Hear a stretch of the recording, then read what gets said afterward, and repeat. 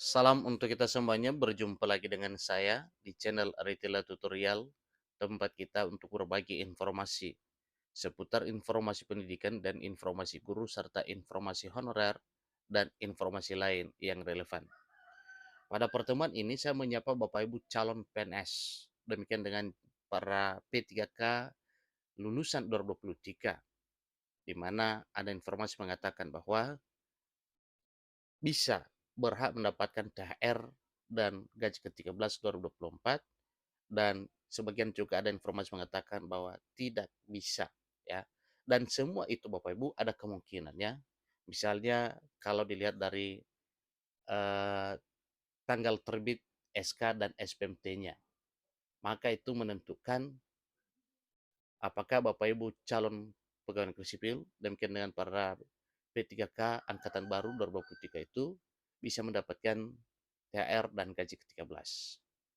Nah, Bapak Ibu, terkait dengan hal tersebut, mari kita pastikan kira-kira apa kriterianya, ya, para CPNS dan P3K lulusan baru yang berhak mendapatkan tunjangan hari raya dan gaji ke-13 2024. Nah, di sini sampaikan bahwa SPMT sebelum April dapat THR, sebelum Juni terima gaji 13, P3K lulusan 2023 perlu siapkan ini untuk gajian. Nah, supaya lebih jelas Bapak Ibu, mari kita simak bersama kira-kira apa yang perlu disiapkan oleh para P3K lulusan 2023 sehingga nantinya tidak terkendala penerimaan THR dan gaji ke-13.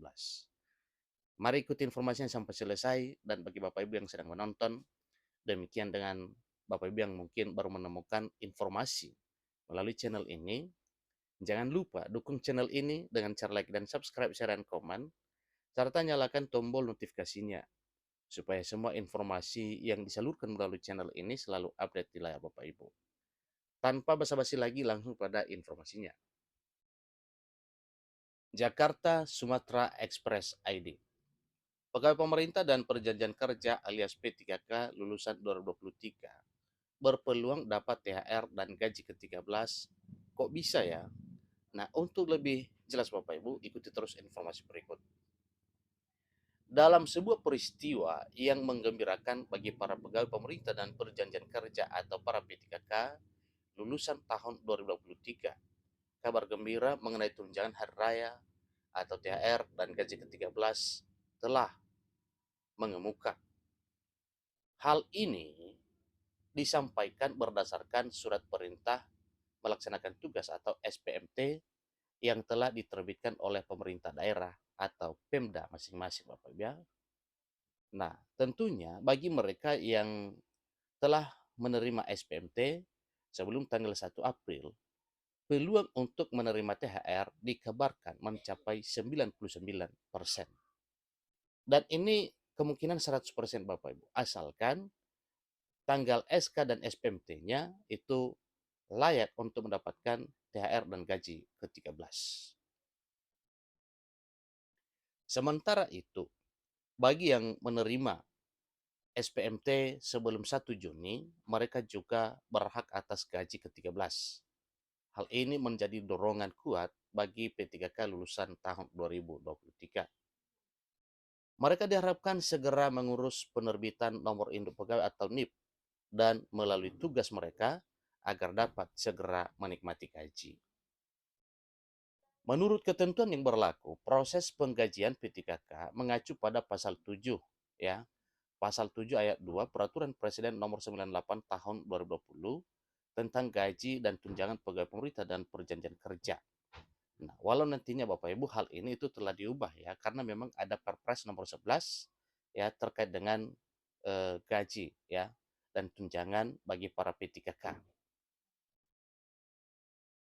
Serta Peraturan Menteri Dalam Negeri Nomor 06 Tahun 2021 tentang teknis pemberian gaji dan tunjangan pegawai pemerintah dengan perjanjian kerja yang bekerja pada instansi daerah.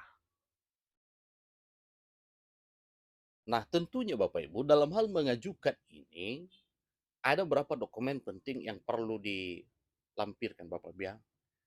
Salah satunya, pertama yaitu fotokopi surat keputusan pengangkatan P3K. Yang kedua, fotokopi perjanjian kerja. Ketiga, fotokopi surat perintah melaksanakan tugas atau SPMT. kemudian fotokopi nomor pokok wajib pajak atau NPWP, kemudian fotokopi buku rekening bank, berikutnya yang keenam adalah fotokopi kartu tanda penduduk atau KTP. Tentu selain itu, isi belangko KP4 juga harus disiapkan dengan melampiri dokumen-dokumen berikut ini. Nah, apa kira-kira jenis dokumen itu dalam hal pengisian belangko KP4? Ikuti terus informasi berikut. Pertama, yaitu fotokopi kartu keluarga. Ini dalam hal pengisian belangko KP4 Bapak ya, fotokopi kartu keluarga. Seterusnya fotokopi surat nikah atau akta perkawinan ilegalisir KUA. Kemudian fotokopi akta kelahiran atau putusan pengesahan atau pengangkatan anak dari pengadilan yang dilegalisir. Berikutnya, surat keterangan masih sekolah atau kuliah atau kursus untuk anak usia di atas 21 tahun asli. Seterusnya, bagi P3K yang menanggung istri atau suami yang sama-sama sebagai P3K, ASN, TNI, dan Polri agar melampirkan daftar rincian gaji dari instansinya. Semua berkas tersebut harus dikirim sesuai dengan prosedur yang berlaku di instansi tempat P3K tersebut bertugas. Hal ini merupakan langkah penting agar proses penggajian dan penerimaan THR serta gaji ke-13 dapat berjalan lancar dan sesuai dengan ketentuan yang berlaku. Seiring dengan peraturan yang baru ditekan oleh Presiden Joko Widodo terkait dengan tunjangan hari raya atau THR dan gaji ke-13 bagi pegawai negeri sipil atau PNS dan pegawai pemerintah dan pekerjaan kerja atau para P3K, kini para aparatur sipil negara tersebut dapat mengharapkan pencairan penghasilan tambahan dari pemerintah pusat. Jadi penegasan mengenai hal ini telah disampaikan oleh Menteri Keuangan sehingga para PNS dan P3K diminta untuk bersiap-siap menyambut pencairan THR dan gaji ke-13 yang dijadwalkan dimulai pada tanggal 22 Maret, 4 hari lagi ke depan. Tunjangan yang akan diterima oleh para PNS dan P3K ini bersumber dari anggaran pendapatan dan belanja negara bagi APBN, demikian dengan APBD ya. Jadi ini untuk para PNS daerah, sumber anggarannya yaitu APBD atau anggaran pendapatan dan belanja daerah dan mencakup beberapa komponen. Aturan lain, gaji pokok, tunjangan keluarga, tunjangan pangan, serta tunjangan jabatan atau tunjangan umum. Selain itu, terdapat juga tambahan penghasilan sesuai dengan ketentuan perundang-undangan yang berlaku.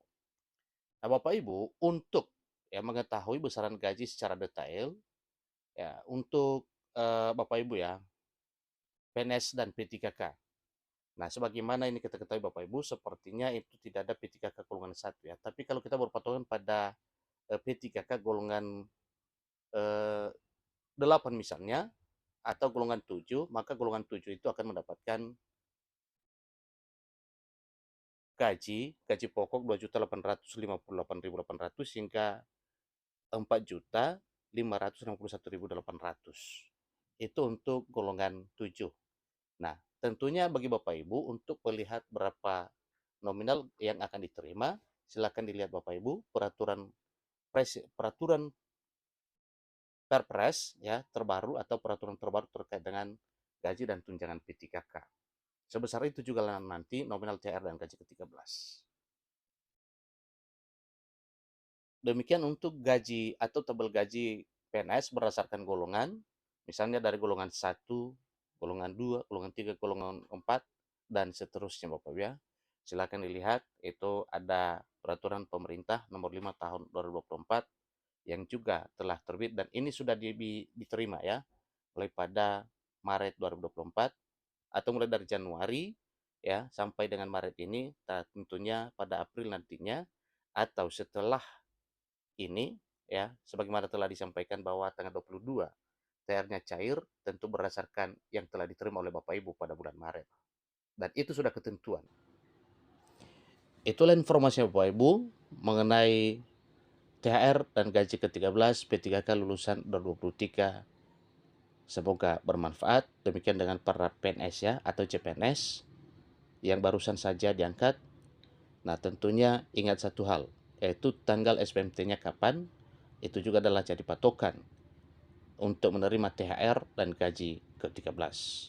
Sebagaimana disampaikan Bapak Ibu, selamat bagi mereka yang SPMT-nya sebelum April atau sudah terbit SPMT-nya pada bulan Maret, maka tentunya berhak mendapatkan gaji pada 1 April, demikian dengan THR juga gaji 13. Demikian, sampai ketemu pada informasi berikutnya. Terima kasih.